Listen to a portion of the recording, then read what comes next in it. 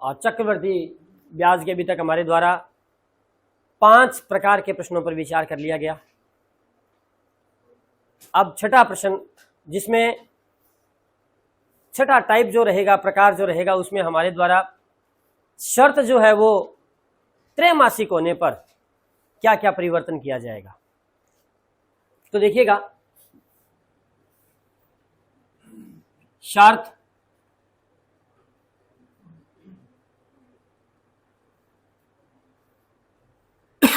त्रैमासिक, तिमाही,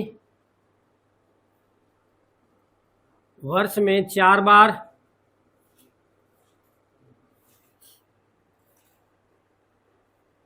मार्च, जून, सितंबर और दिसंबर में गणना की जाए। त्रैमासिक, हर 3 महीने बाद गणना की जाए। तिमाही, 3-3 महीने पर गणना की जाए। वर्ष में 4 बार, अब ऐसे तो हो नहीं सकता कि वर्ष में 4 बार गणना कर दिया तो लगातार पहले 3 महीनों में तो 3 बार कर देंगे, चौथी बार सीधी 9 महीने बाद गणना करें, ऐसा तो पॉसिबल नहीं है। जब 4 बार गणना की जाएगी तो हर 3 महीने बाद ही गणना की जाएगी, या मार्च, जून, सितंबर और दिसंबर में गणना की जाए। सबका एक ही तरीका रहता है कि ये सारा का सारा जो कैलकुलेशन है वो तिमाही है, त्रैमासिक है, अर्थात हर 3 महीने के बाद ब्याज जोड़ा जा रहा है और वापस किस में मिलाया जा रहा है? मूलधन में मिलाया जा रहा है। जब ऐसी कंडीशन आ जाए तो हम एक नोट याद करते हैं। नोट नंबर 1, शर्त त्रैमासिक होने पर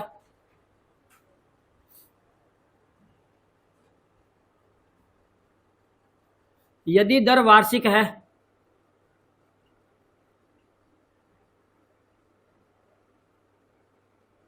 दर किसमें है? वार्षिक है। 15% वार्षिक, 20% वार्षिक, तो दर को 4 से भाग तथा समय को 4 से गुणा।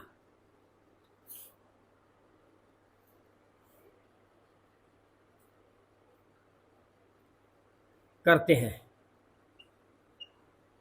और नया दर और नया समय प्राप्त कर लेते हैं, वो काम में लेंगे।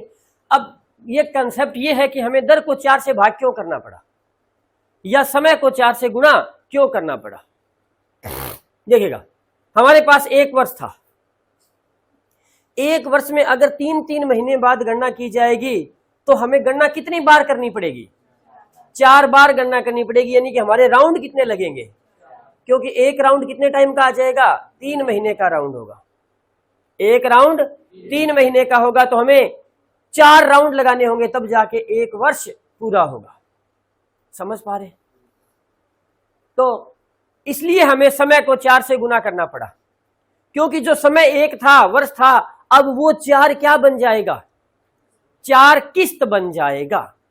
जो 1 वर्ष समय था वो अब क्या बन जाएगा?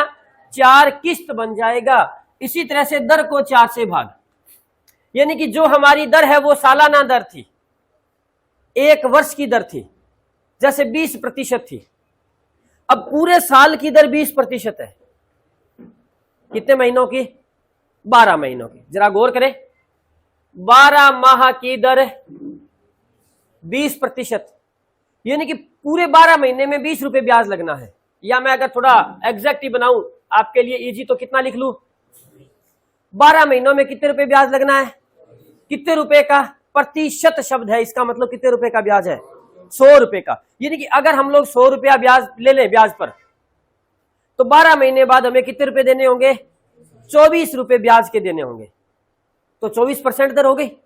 12 महीने का ब्याज 24 रुपए, तो 1 मंथ का ब्याज 24/12, यानी कि बताएं 2 रुपए हो गया कि नहीं हो गया? यानी कि अगर हम लोग 100 रुपए ब्याज पर लेते हैं तो हमें 1 महीने बाद 2 रुपए ब्याज के देने होंगे। इसी प्रकार 12 महीनों के अंदर हमारे कितने रुपए ब्याज के बन जाएंगे? 24 रुपए। हमने राउंड कितने टाइम का लिया था? 3 महीने का राउंड लिया था, क्योंकि हमारी शर्त कैसी थी? त्रैमासिक थी। इसका मतलब हमारा राउंड कितना था? 3 महीने का राउंड था। और जब राउंड 3 महीने का है तो 3 महीने की हमारी दर क्या होनी चाहिए? बताएं, 6% होनी चाहिए कि नहीं होनी चाहिए? पहले 3 महीने की 6 रुपए ब्याज हो गया, अगले 3 महीने का भी 6 रुपए ब्याज हो जाएगा, उससे अगले 3 महीने का भी 6 रुपए ब्याज हो जाएगा, और लास्ट के 3 महीने का भी 6 रुपए ब्याज हो जाएगा। तो पूरे साल का कितना ब्याज हो जाएगा? बताएं, 24 रुपए हो गया कि नहीं हो गया? यानी कि हमें 6 रुपए ब्याज लाना है, तो दर को हम किससे भाग देंगे? 4 से। जरा देख ले, या तो ये कैलकुलेशन करें और या फिर क्या करते सीधा ही, क्योंकि एक साल के अंदर कितनी तिमाही होती है? 4 तिमाहियां होती है, तो डायरेक्ट 4 से भाग दे देंगे तो हर तिमाही का ब्याज हमारे पास, पूरे साल का 24 रुपए ब्याज है, तो पहली तिमाही का ब्याज कितना होगा? 6 रुपए। कितने रुपए का है वो? 100 रुपए का है, इसलिए परसेंट कितना होगा? 6%। इसलिए हम क्या करते हैं, अगर शर्त तिमाही है तो दर वार्षिक है। हमें पता चल गया भी दर वार्षिक है, हमें इसको त्रैमासिक दर में कन्वर्ट करना है, इसलिए हम दर को 4 से भाग देंगे और समय को 4 से गुना करेंगे। नंबर 2, वही की वही बात, शर्त कैसी है? त्रैमासिक होने पर यदि दर अर्धवार्षिक आ जाए, अब जरा सोचने की बात है,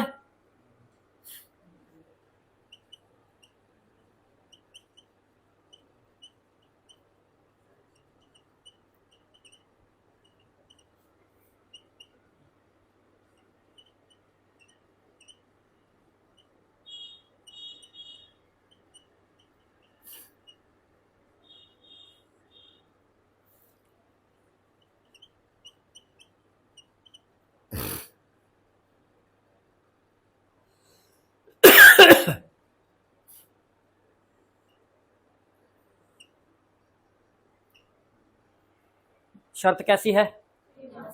लेकिन जो दर दी गई है हमें, वो क्या दी गई है? अर्धवार्षिक। यानी कि हमें कह दिया गया कि दर बराबर 12% अर्धवार्षिक, यानी कि आधे साल का ब्याज कितना है? 12 रुपए। तो 3 महीने का ब्याज कितना होगा? कैसे मिलेगा? 2 से भाग देने पर। क्योंकि देखिएगा कि दर अर्धवार्षिक है, तो एक त्रैमासिक में, एक अर्धवार्षिक में कितनी त्रैमासिक होती है? 2 त्रैमासिक होती है, इसलिए दर को क्या करेंगे? 2 से भाग करेंगे। यानी कि जो अगर दर वार्षिक है तो 4 से करेंगे, अर्धवार्षिक है तो 2 से करेंगे। लेकिन समय किस में होगा? वर्ष में होता है हमेशा। अगर महीने में भी है तो हम 12 से भाग देके किस में बदल लेते हैं? वर्ष में बदल लेते हैं। तो समय तो वर्ष में ही होगा, आता है उसकी किस्तें बनानी है तो क्वार्टरली शर्त के लिए किससे गुना करना होगा? 4 से ही गुना करना होगा। समय के साथ कोई समझौता नहीं है, दर के साथ अलग अलग कंडीशन आ रही है। तीसरी बात, शर्त कैसी है? त्रैमासिक है होने पर यदि, अब दर खुद क्या आ जाए? त्रैमासिक ही आ जाए,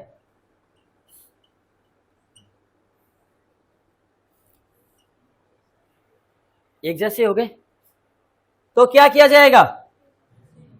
दर को, हैं, दर को कुछ नहीं करना होगा, क्योंकि शर्त कैसी है? दर भी कैसी आ गई? एक जैसे हो गए, इसलिए कुछ नहीं करना। शर्त कैसी है? दर कैसी है? तो एक अर्धवार्षिक में कितनी त्रैमासिक होती है? तो 2 से भाग करना है। शर्त कैसी है? दर कैसी है? तो बताओ एक वार्षिक में कितनी त्रैमासिक होती है? तो 4 से भाग करना है। समय हमेशा किसमें होता है? वर्ष में। समय हमेशा किसमें होता है? वर्ष में। इसलिए उसके साथ कोई पंगा नहीं लिया जाएगा, केवल और केवल क्या किया जाएगा? 4 से गुना ही किया जाएगा।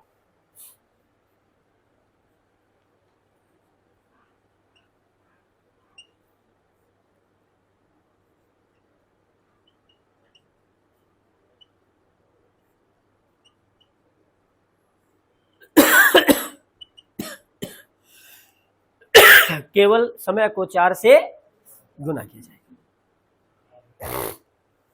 ये 2 चीजें पूर्व में आपके द्वारा नहीं पढ़ी गई है।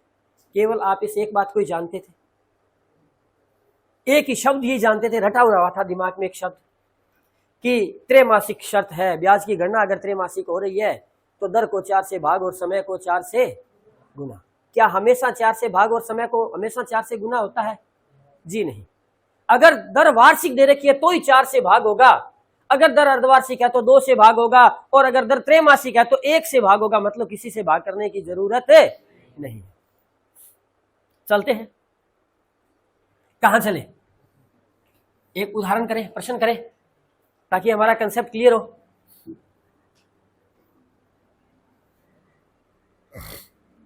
देखते हैं क्या है। मूलधन, दर, समय, शर्त, CI और CA। कुछ भी पूछा जा सकता है। कंपाउंड इंटरेस्ट और कंपाउंड अमाउंट, दोनों में से कुछ भी पूछा जा सकता है। हम लोग मूलधन कितना ले लेते हैं? 10,000। दर कितनी ले लेते हैं?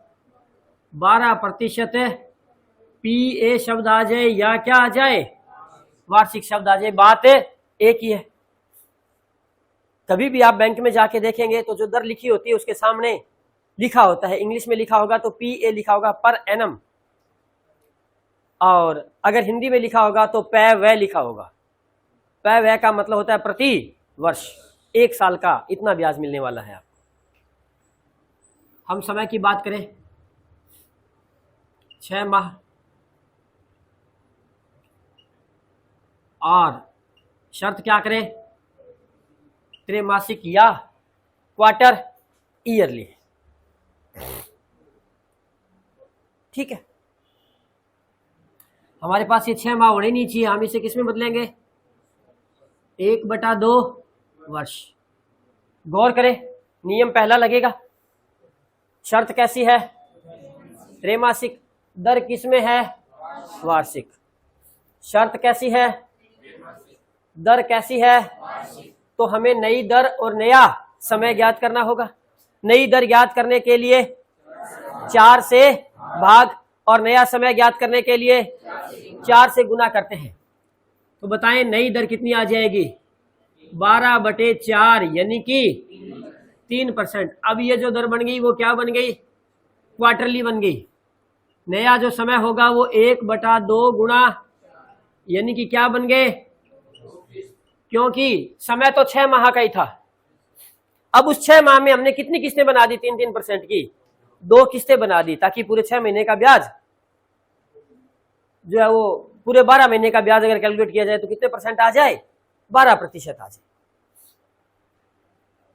CA का फॉर्मूला होता है मूलधन 1 प्लस दर बटे की पावर, ना तो ये दर काम में आएगी और ना ही ये समय काम में आएगा।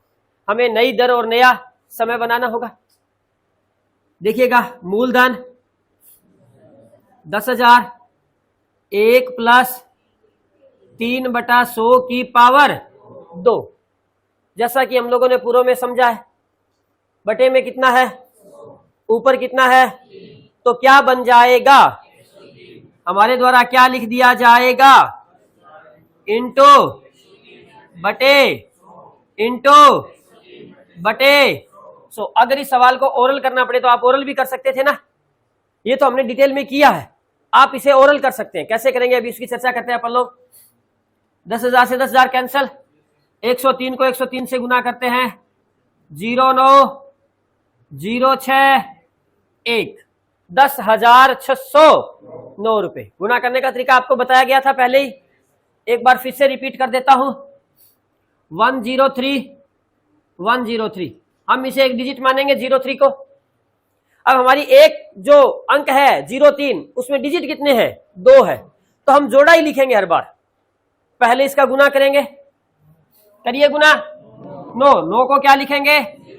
जोड़ा लिखना है। अगर 16, 17, 18 होते तो 16, 17 ही लिख देते। अगर 215 होते या 225 होते तो फिर क्या लिखते? 25 लिखते, 2 को हासिल ले जाते। हमें जोड़ा ही लिखना है केवल। अब 3 और 3 कितने होते हैं? अब इन्हें जोड़िएगा। पहले गुणा, फिर जोड़, फिर गुणा। पहले जोड़ गुणा करो 9, अब इसको जोड़ दीजिएगा 6, 6 को कैसे लिखा जाएगा, अब इसका गुणा कर दीजिएगा, तो हमारा आंसर क्या आएगा 10609। क्या आ गया, कंपाउंड अमाउंट आ गया, चक्रवर्ती मिश्र धन आ गया। हमें क्या चाहिए, CI 10,609 माइनस 10,000 बराबर 609 रुपए। हमारे पास क्या आ जाएगा, ब्याज आ जाएगा।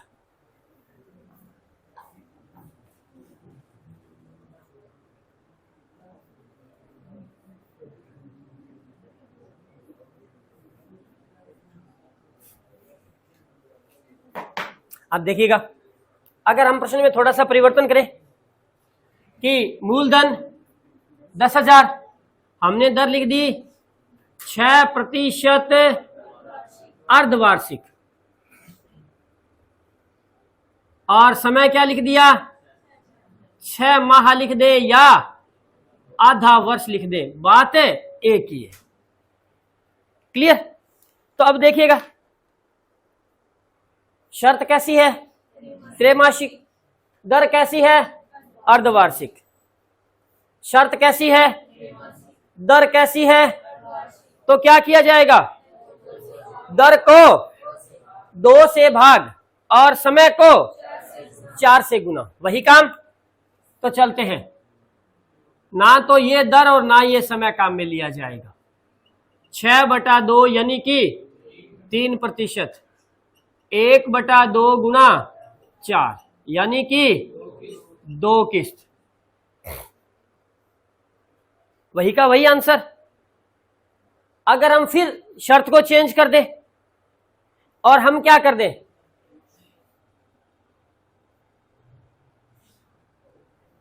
अगर हम शर्त को कर दें 3% त्रैमासिक, अब क्या होगा, क्योंकि दर कैसी है, त्रैमासिक है, शर्त भी कैसी है, त्रैमासिक है।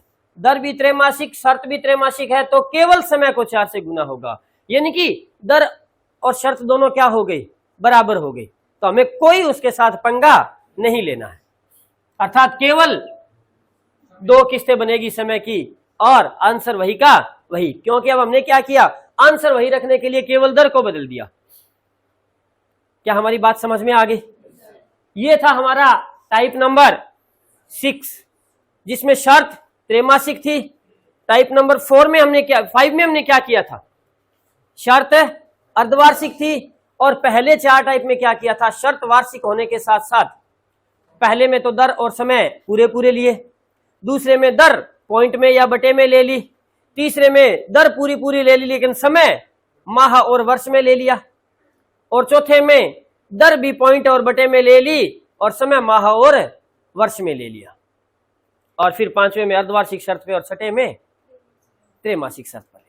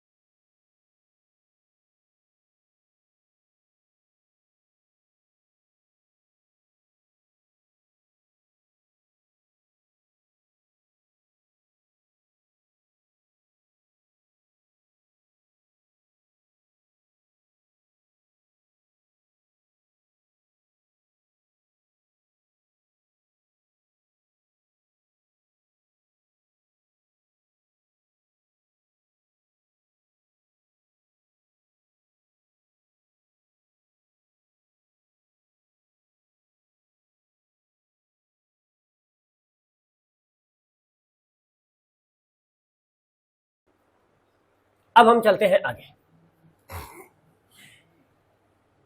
और देखते हैं सवाल नंबर 25 की बात करते हैं अब अपन लोग, क्योंकि हमने प्रत्येक टाइप पर अभ्यास के लिए 4-4 प्रश्न रखे थे, तो कुल 6 टाइप में 6 चौके 24 प्रश्न हमारे हो जाते हैं। ये अभ्यास आप इन्हीं प्रश्नों से भी कर सकते हैं, आपके द्वारा किसी और प्रश्नावली से भी, अभ्यास माला से भी अभ्यास आप कर सकते हैं। हमारे पास क्वेश्चन रहेगा सीआई का क्वेश्चन नंबर 25। उससे पहले हम थोड़ा सा आपके दिमाग में कुछ बातें वापस रिकॉल करना चाहेंगे। 2 सूत्र, प्रारंभिक मान और अंतिम मान। प्रारंभिक मान क्या होता है, अंतिम मान क्या होता है, थोड़ा सा रिकॉल करेंगे। समय के अनुसार जो पहले आता है, 2023, 2025, समय के अनुसार पहले कौन सा आ रहा है, 2023 आ रहा है, तो इसकी जो वैल्यू होगी, चाहे दी हुई है चाहे पूछी है, प्रारंभिक ही होगी। और 2025 या दे रखी हो या पूछी है तो क्या होगी, हमेशा अंतिम होगी। 2 सूत्र रिकॉल करेंगे वापिस हम लोग। एक तो प्रारंभिक मान का, अब प्रारंभिक मान तभी पूछेगा जब हमें कौन सा मान देगा, अंतिम मान। और एक सूत्र होगा किसका, अंतिम मान का। और अंतिम मान तभी पूछेगा जब हमें क्या देगा, प्रारंभिक मान देगा। ये तो गुणा में आ ही जाएंगे। अब देखिए हमें ज्ञात कौन सा करना है, प्रारंभिक। जब हमें प्रारंभिक ज्ञात करना है तो 100 पहले आएगा और बटा में 100 प्लस क्या आ जाएगा, वर्दी, क्योंकि जब ब्याज लगेगा तो धन हमेशा बढ़ेगा, इसलिए हमने वर्दी लिखा है। जैसे छूट मिल जाए तो धन कुछ क्या हो जाता है, घट भी जाता है, तब वर्दी या कमी आता है। वर्दी है तो जुड़ जाएगा और कमी है तो घट जाता है। अंतिम मान ज्ञात करना है तो 100 कहां आएगा, अंत में, तो ऊपर क्या आएगा, 100 प्लस वृद्धि। ये हमारे 2 फॉर्मूलाज रहेंगे। अब ये प्रारंभिक और अंतिम क्या होंगे, अगर हमें पहले वर्ष का ब्याज दे रखा है और अगर हम उसका अंतिम मान ज्ञात करें तो हमें दूसरे वर्ष का ब्याज मिलेगा, उसका अंतिम मान ज्ञात करें तो तीसरे वर्ष का ब्याज मिलेगा, उसका अंतिम मान ज्ञात करें तो 4 वर्ष का नहीं, चौथे वर्ष का, केवल उसी 1 साल का, पर्टिकुलर चौथे साल का ब्याज मिलेगा। मान लीजिए हमें चौथे साल का ब्याज दिया गया है और हम लोग उसका प्रारंभिक ज्ञात कर रहे हैं, तो क्या मिलेगा, तीसरे साल का ब्याज। उसका प्रारंभिक ज्ञात करेंगे तो दूसरे साल का, उसका प्रारंभिक ज्ञात करेंगे तो पहले साल का हमें जो है वो चक्रवृद्धि ब्याज मिल जाएगा। इसी प्रकार अगर हमें पहले वर्ष का चक्रवृद्धि मिश्रधन दे रखा है, अब ब्याज का अगर अंतिम लगाते हो तो ब्याज मिलेगा या प्रारंभिक लगाते हो तो ब्याज मिलेगा। अगर मिश्रधन है तो मिश्रधन का अंतिम भी मिश्रधन में होगा, प्रारंभिक भी मिश्रधन में होगा। पहले वर्ष का मिश्रधन हमारे पास है, अंतिम मान लगाया, दूसरे वर्ष का मिश्रधन, उसका अंतिम मान लगाया, तीसरे वर्ष का मिश्रधन, उसका अंतिम मान लगाया, चौथे वर्ष का मिश्रधन, उसका प्रारंभिक लगा लिया, तीसरे का मिश्रधन, उसका प्रारंभिक लगा लिया, दूसरे का, उसका प्रारंभिक लगा लिया, उसका भी प्रारंभिक लगा ले तो, अब ध्यान दें, -1 नहीं, अगर हम पहले वर्ष का चक्रवृद्धि मिश्रधन हमारे पास है और अगर हम उसका प्रारंभिक लगा ले तो हमें मूलधन मिल जाएगा, और अगर मूलधन हमारे पास है, अगर उसका अंतिम लगा ले तो मिश्रधन मिल जाएगा, 1 साल का मिश्रधन मिल जाएगा। एक बात तो ये क्लियर होगी।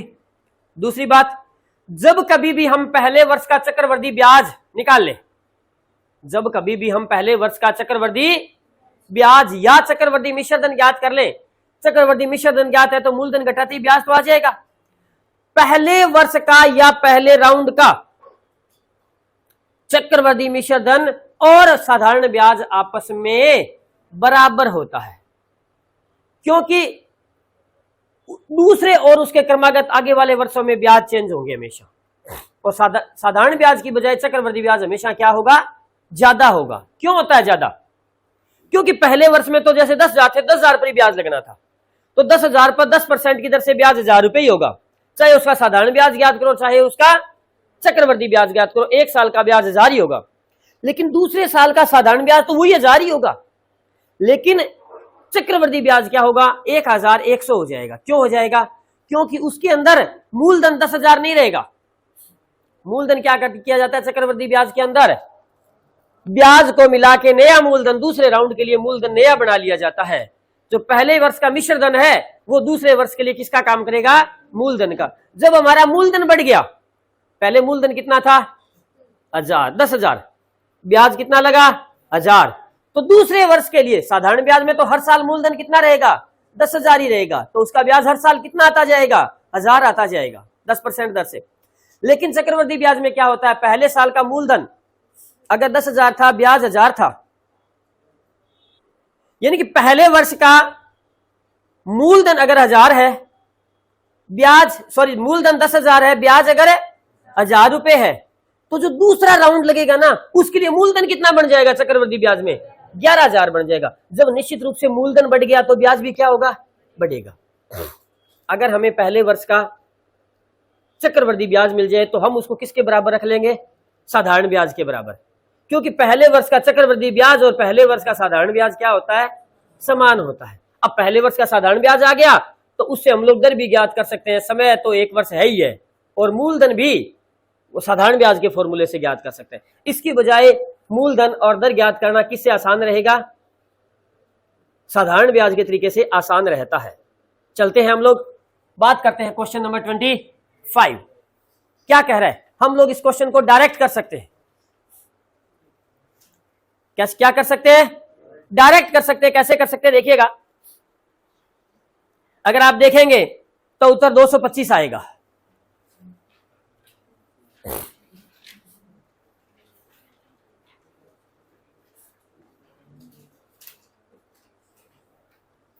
अब देखिएगा कैसे आया ये आंसर 225, हमने कैसे बना दिया। पहले हम इसी सवाल को डिटेल में करवाते हैं, फिर हम इसी सवाल को क्या करवाएंगे? हम इस सवाल को 3 तरीके से करवाएंगे आपको, इसलिए हमारा समय क्या लगेगा? 3 गुना समय लग जाएगा। अब देखिए क्या कह रहा है प्रश्न पढ़े। किसी मूलधन के लिए, हमें मूलधन पता नहीं है क्या है, 15% चक्रवृद्धि ब्याज की दर से पहले वर्ष का चक्रवृद्धि ब्याज 1500 रुपए। पहले साल का चक्रवृद्धि ब्याज कितना है? 1500।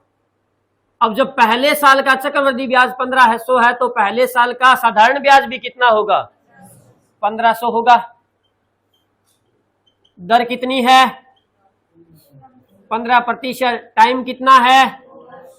1 वर्ष, क्योंकि ये ब्याज किसका है? पहले वर्ष का। किसका? पहले वर्ष का। और पहला साल कितने टाइम का होता है? 1 वर्ष का। तो ये जो ब्याज है वो 1 साल का है। तो हमें इसका क्या ज्ञात कर लेना है? मूलधन। मूलधन बराबर क्या होता है? 100 गुणा ब्याज बटे दर इंटू समय, यानी कि हमारा मूलधन कितना आ गया? 10,000 रुपए हमारा मूलधन आ गया। अब जब हमारा मूलधन 10,000 आ गया, मूलधन हमारे पास, वापिस देखिए, मूलधन 10,000, दर 15%, टाइम 2 वर्ष, दर की कंडीशन दे नहीं रखी तो वार्षिक, शर्त भी वार्षिक, और हमें क्या चाहिए? चक्रवृद्धि ब्याज। तो क्या करेंगे देखिएगा, 10,000 गुना 115 बटे कितनी बार? 2 बार।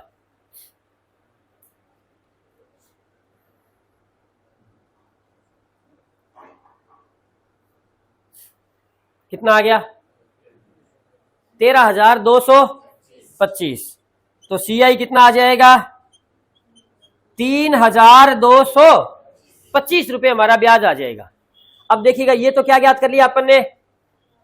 CI। इसी तरह से क्या ज्ञात करें? SI। प्रश्न ने क्या कहा देखिएगा, 2 वर्षों के साधारण ब्याज और चक्रवृद्धि ब्याज का अंतर करो भाई। कितना आया? मूलधन 10,000, दर 15%, समय 2 वर्ष बटे 100, कितना आ गया? 3,000। तो साधारण ब्याज कितना है? 3,000। चक्रवृद्धि ब्याज कितना है? 3,225। तो बताएं अंतर कितना आ गया? अंतर हमारा आया 225। ये तो था अकॉर्डिंग टू प्रोसेस। जैसे कि हम लोग छठी, सातवीं, आठवीं, नवीं, 10वीं क्लास के बच्चे को अकादमिक शिक्षण में सिखाते हैं कि पहले हम लोग क्या ज्ञात करेंगे, मूलधन ज्ञात करेंगे, उस मूलधन की बेस पे दोनों क्या ज्ञात करेंगे, दोनों प्रकार के ब्याज ज्ञात करेंगे और उसका क्या ले लेंगे, डिफरेंस ले लेंगे। क्लियर। दूसरा तरीका देखें, क्या करना है हमने, जरा गौर करें। हम लोग ये चीज ऐसे ज्ञात ना करें, केवल ये ज्ञात कर ले। ये कैलकुलेशन अपने ओरल कर सकते हैं। कैसे? पहले साल का चक्रवृद्धि ब्याज कितना था, 1500। तो पहले साल का साधारण ब्याज कितना होगा, हर साल का साधारण ब्याज कितना होगा, तो 2 सालों का साधारण ब्याज कितना हो गया। क्या जरूरत है कैलकुलेशन करने की? 2 साल का चक्रवृद्धि ब्याज ज्ञात कर लिया, 3225। पहले साल का चक्र साधारण ब्याज अगर 1500 है तो दूसरे का भी 1500 होगा, अर्थात दोनों का टोटल 3000 हो जाएगा। तो अंतर कितना आ गया, 225। तीसरा तरीका, 2 वर्षों के CI व SI का अंतर। 2 साल के CI और SI का अंतर ज्ञात करने का एक फॉर्मूला होता है। अब वो क्या होता है फॉर्मूला, देखिएगा, मूलधन गुणा दर की पावर 2/10,000। कुछ नहीं करना, केवल इतना सा करना है। मूलधन कितना ज्ञात किया आप लोगों ने, 10,000। लिखिएगा 10,000। दर कितनी थी हमारी, तो दर का स्क्वायर बटे क्या लिखना है, हमेशा 10,000 ही लिखना है इसके बटा में।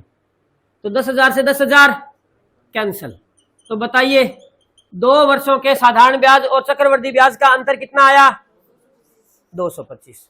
अब आ गया तीसरा तरीका। इससे ये कुछ आसान लगा, अगला और ही आसान लगेगा। अगला क्या होगा, आपकी साइको पर बेस्ड होगा। मैं पेन यूज नहीं करूंगा। अब जरा सोचो, पहले साल का चक्रवृद्धि ब्याज कितना है, 1500। तो पहले साल का साधारण ब्याज भी कितना होगा, 1500। अब दूसरे साल का जो धन है, मूल जितना धन था उसका चक्रवृद्धि ब्याज तो 1500 ही होगा, साधारण ब्याज भी 1500 ही होगा। अब जो एक्स्ट्रा होगा वो क्या चीज होगी, वो जो पहले साल का जो ब्याज था कितना था, 1500 था, उसका ब्याज जो लगेगा वही तो फालतू होगा।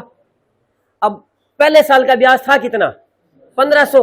तो 1500 का ब्याज कितना बनेगा, 1500 गुणा 15/100। एक साल के लिए लेना है तो 1500 गुणा 15/100, 2 0 2 0 कट गई, 15 गुणा 15। तो अंतर जो रहेगा वो क्या रहेगा, जो ब्याज का ब्याज है वही तो डिफरेंस रहेगा, क्योंकि मूलधन का जितना ब्याज है वो तो दोनों में क्या होगा, समान होगा ही होगा। अंतर वही रहेगा जो ब्याज के ऊपर क्या लगेगा, ब्याज लगेगा। हमारा ब्याज था कितना, 1500। इस 1500 पे जितना ब्याज लगेगा वही डिफरेंस आएगा। बताओ आएगा कि नहीं आएगा, मेरी बात समझे कि नहीं समझे। 1500 का ब्याज कितना बनेगा, 225। तो डिफरेंस जो आएगा वो कितना बनेगा, 225 ही बनेगा। हमें कुछ नहीं करना, इसलिए हमने आपको बता दिया था 225। भाई जरा सोचने वाली बात है कि साधारण ब्याज और चक्रवृद्धि ब्याज यूं पैरेलल चलते हैं। जो धन है उसका ब्याज तो हमेशा सेम ही रहेगा, जो चक्रवृद्धि ब्याज बढ़ता जाता है उसकी वजह क्या होती है, क्योंकि जो ब्याज है उसका ब्याज भी और जुड़ता जाता है। तो पहले साल का दोनों का चक्रवृद्धि और साधारण ब्याज 1500 था, दूसरे साल का मूलधन जो होगा उसका तो 1500 ही होगा, लेकिन इस पहले साल के ब्याज का ब्याज और लगेगा। तो पहले साल का ब्याज था कितना, 1500। तो उस 1500 का ब्याज कितना बनेगा, 1500 गुणा 15/100, 2 0 से 2 0 कैंसिल, और 15 × 15 बराबर 225। ठीक है।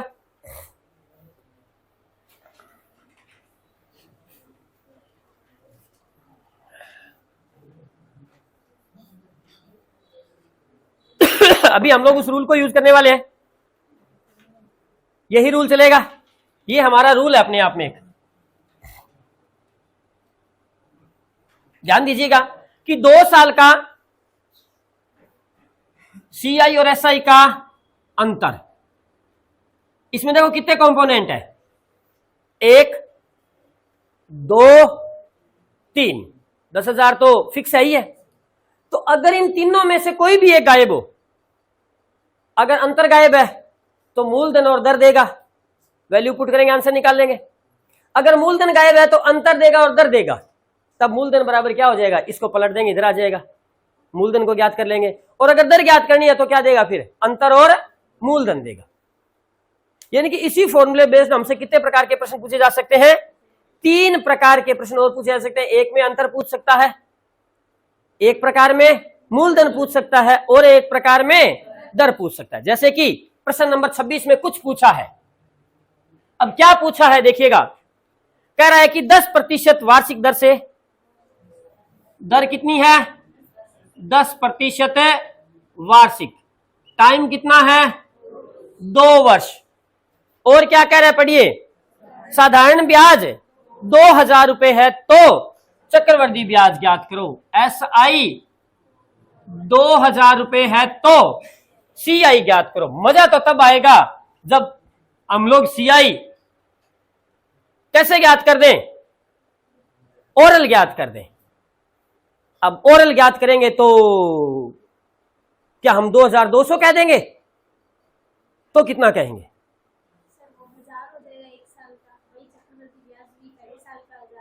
अच्छा जी, हाँ बिल्कुल बनी बात है। इसका मतलब 2100 रुपए होगा। देखो कैसे, 2 साल का SI 2000, तो पहले साल का SI 1000 और दूसरे साल का SI 1000, तो पहले साल का CI 1000 प्लस दूसरे साल का CI 1000, तो ये होगा ही होगा, और प्लस इस 1000 का ब्याज होगा।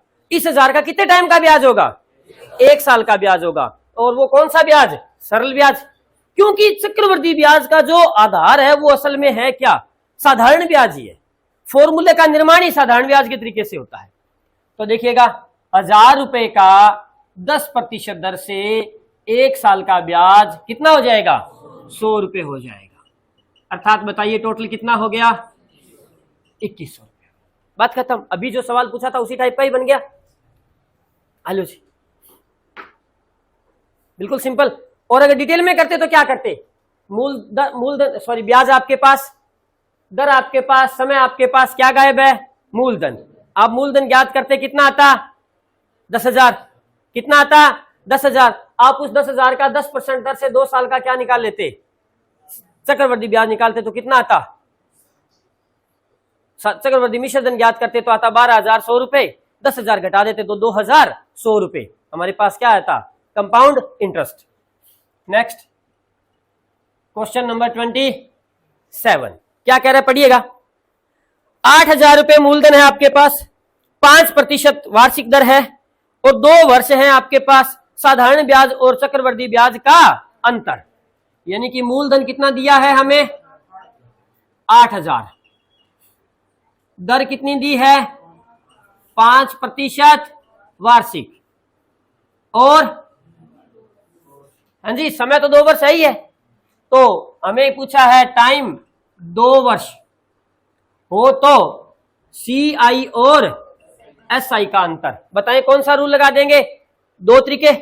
एक तो कौन सा तरीका, एक तो वो तरीका, ध्यान देना थोड़ा सा यहां पे, मैं प्लीज इसे अन्यथा मत लीजिएगा, थोड़ा सा मैं एक वार करूंगा, अन्यथा नहीं लेना। केवल उन लोगों पर जिनके पास +1 +2 में साइंस ग्राउंड रहा है, क्योंकि साइंस ग्राउंड के कैंडिडेट क्या करते हैं, वो कैलकुलेशन में ज्यादा फेथ रखते हैं, क्योंकि उन्होंने फिजिक्स पढ़ा है, मैथ्स पढ़ा है, या बायोलॉजी है तो उन्हें साइंस उनके पास रहा है, तो वो क्या करते हैं, कैलकुलेशन ज्यादा विश्वास करते हैं। वो फटाफट क्या करेंगे, मूलधन 8,000, दर 5%, समय 2 वर्ष, फटाफट उसका क्या ज्ञात करेंगे, साधारण ब्याज, और उसका क्या ज्ञात करेंगे, चक्रवर्ती ब्याज, और उसका क्या लेंगे, डिफरेंस। एक तो वो कैंडिडेट जो कितनी कैलकुलेशन करेगा, पहले साधारण ब्याज ज्ञात किया, फिर चक्रवर्ती ब्याज ज्ञात किया, फिर उनका क्या लिया, डिफरेंस। दूसरा कैंडिडेट क्या होगा, जो सीधा क्या लिखेगा, 8,000 × 25/10,000, क्योंकि मूलधन 8,000, आर कितना था, 5, तो 5 का स्क्वायर 25 बट्टा 10,000। बात खत्म। चलिए 3 जीरो से 3 जीरो काट दी हमने। 25 8 200 बट्टा 10, यानी कि रिजल्ट क्या आना है? 20 ही आना है। अगर आप वैसी कैलकुलेशन करेंगे तो भी 20 रुपए अंतर आएगा, और ये कैलकुलेशन करेंगे तो भी अंतर तो 20 रुपए ही आना है। तो क्यों ना इससे करें, ज्यादा हमारा समय बचेगा। क्वेश्चन नंबर 28 की बात अगर करें, क्या कह रहे हैं देखिएगा। मूलधन 50,000, दर 10%, 2 वर्ष का साधारण ब्याज और चक्रवृद्धि ब्याज का अंतर। वही बात CI माइनस SI पूछा है। मूलधन कितना था? 50,000 लिख दिया। दर कितनी थी? 10%। तो हमें क्या करना है? 10 का स्क्वायर कितना लिख दे? 100 बट्टा में कितना लिख दे? तो 10,000 से 10,000 की 4 जीरो खत्म, और 100 5 500। तो बताएं साधारण ब्याज और चक्रवृद्धि ब्याज का अंतर कितना आ गया? 500 रुपए। नेक्स्ट क्वेश्चन नंबर 29 क्या कह रहा है, पढ़ते हैं। वह धन क्या होगा? इस बार क्या पूछ लिया हमसे? मूलधन पूछ लिया। कह रहा है कि वह धन क्या होगा जिस पर 8% वार्षिक दर से 2 वर्ष के साधारण ब्याज और चक्रवृद्धि ब्याज का अंतर। तो अंतर की जगह कितना लिख दे? चाहे इधर लिख दे चाहे इधर लिख दे, बात तो एक ही है। चाहे अंतर इधर लिखे चाहे अंतर इधर लिखे, कोई फर्क नहीं पड़ता। क्योंकि हमें जो ज्ञात करना होता है, अगर उसको लेफ्ट में रखा जाए तो थोड़ा सा क्या रहता है, साइकोलॉजिकल इजी रहता है। हमें ज्ञात क्या करना है? मूलधन इंटू दर कितनी है? 8। तो क्या लिख दे? बट्टे 10,000। हमें ज्ञात क्या करना है? मूलधन। तो ये कहां जाएगा? बराबर को क्रॉस करेगा। अब याद रखें, जोड़ वाली संख्या अगर बराबर को क्रॉस करती है तो वहां जाके किसकी हो जाती है? और माइनस वाली बराबर को क्रॉस करती है तो गुणा वाली में चली जाती है, भाग वाली गुणा में चली जाती है, अंश वाली हर में चली जाती है, और हर वाली ये कहां पड़ी है? अंश में। बराबर को क्रॉस करेगी तो ये कहां है? बराबर को क्रॉस करेगी तो मूलधन कितना आ जाएगा? 768 बटे 64 इंटू 10,000। क्लियर? अब 64 का पहाड़ा पढ़ेंगे। बड़ी समस्या आ गई? नहीं आई समस्या। 12 बार जाएगा, और 12 इंटू 10,000 1,20,000 रुपए हो जाएगा। Very simple. देखिएगा क्वेश्चन नंबर 30 में यही पूछा है, मूलधन ही पूछा है। क्या कह रहा है देखिएगा। यदि दर 10% वार्षिक हो, 2 वर्ष के साधारण ब्याज और चक्रवृद्धि ब्याज का अंतर 65 रुपए है, तो यहां क्या आएगा? 65। दर कितनी आएगी?